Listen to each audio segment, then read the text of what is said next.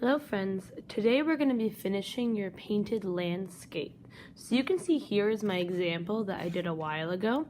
I have painted my trees, my mountains, and my sky, and I've also printed it to make it look like it's reflecting or a mirror on the lake or my water in front here. So I'm going to show you how to do all of those steps.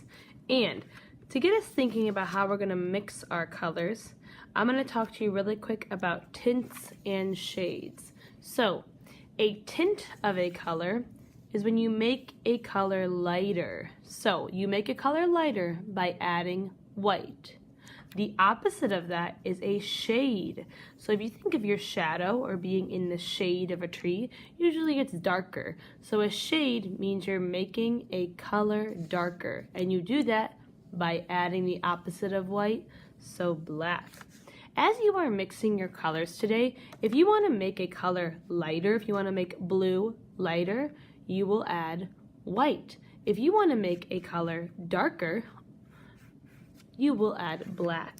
So, let me show you how we are going to do that, thinking about those tints and shades. The first thing that I did was I folded my paper in half again to get my horizon line. And I actually already printed my trees. I printed my trees by using a small paintbrush, almost like this one. And I painted each tree and folded my paper, rubbed it, and printed it on the bottom. If you want to print your trees on your water like mine, you can go ahead and do that first. Don't do your other details yet, because your trees are in your middle ground, and those are what are actually going to be reflecting on your water the most. So I've already done my trees. Now I'm ready to start mixing in my palettes. And you're all going to get a palette with green, blue, and brown paint in it. You will also get your own palette of black and white. Now the reason why I'm giving you your own palette of black and white is so you can mix those tints and those shades of different colors. Let me demonstrate how you're going to be mixing.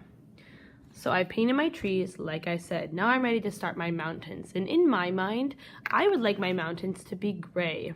In order to make the color gray, the neutral color gray, I'm going to need to mix black and white. In my palette, you can see I have 4 open spaces right now. So what I'm going to do is I'm going to take my brush first. I am going to take a little bit of scoop of black, and I'm going to roll it or place it into a new compartment. And once I do that, I'm going to need to get some white as well. I'm not going to take my brush and just dip it in the white, because then I would make my white a little bit mixed. So I'm going to rinse my brush first. When you're rinsing today, rub your brush on the bottom of the cup, swish, wipe, blot on the towel, and then I'm going to take a scoop of white, and I'm going to put that right over top of the black. Now here's the fun part. You get to mix them together. So I'm going to do little circle swirls, nice and slow, and that's going to create a really dark gray.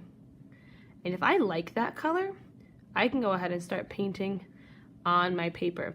If I don't like that color and want it to be even lighter, I can rinse out my brush one more time, swish, wipe, blot, grab a scoop of white, and mix it to be a little lighter.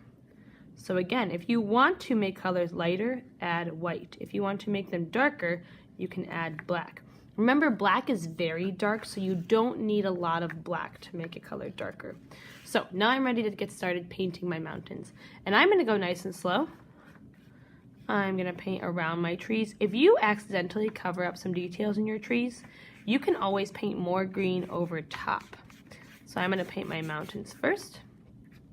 Remember, as you dip your brush in the paint, wipe it on the side of the cup or of the painting palette, so you're not dripping onto your artwork. And again, I'm going nice and slow, trying my best. I can always touch up details later. So I'm going to paint this whole mountain gray first.